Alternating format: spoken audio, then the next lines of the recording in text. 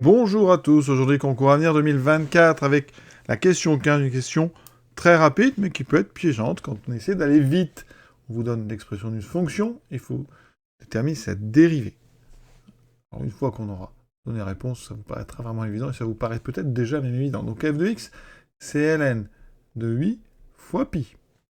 D'accord ? Et ça, les définisseurs, c'est que quel que soit donc x appartenant à R, f de x est égal à ln de 8pi. Ça veut dire que la fonction f, en fait, c'est une constante. Elle vaut toujours ln de 8pi. Donc quand on dérive une constante, puisque ça ne dépend pas de x, ça veut dire que f' est égal à 0. Donc on a terminé. La bonne réponse est évidemment la C. Alors d'où peut venir l'erreur ?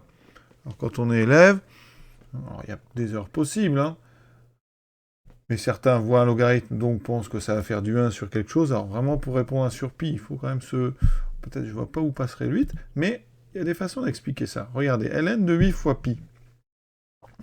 Eh bien, ça veut dire que l'élève a dérivé 8pi comme si c'était 8x. Donc si j'avais eu, alors je vais prendre une autre fonction, ln de 8x, quelle aurait été la dérivée? Donc c'est du ln de u. J'en profite pour rappeler que ln de u, la dérivée, c'est u' sur u. Donc là, si mon u c'est 8x, si mon u de x c'est 8x, ça me fait dériver de 8x 8 sur 8x. Et vous voyez que les 8 se simplifieraient pour me laisser 1 sur x. Donc un élève ici qui considère que la dérivée serait 1 sur pi, ça veut dire que dans sa tête, en fait, il a considéré que le pi c'était comme un x, et donc il a dérivé ça comme si on avait effectivement donc du 8x. En faisant du 8pi, ça le ferait certainement 8 sur 8pi, donc 1 sur pi. Donc on peut comprendre la réponse, mais elle est évidemment fausse, puisqu'on a dit que c'est une constante.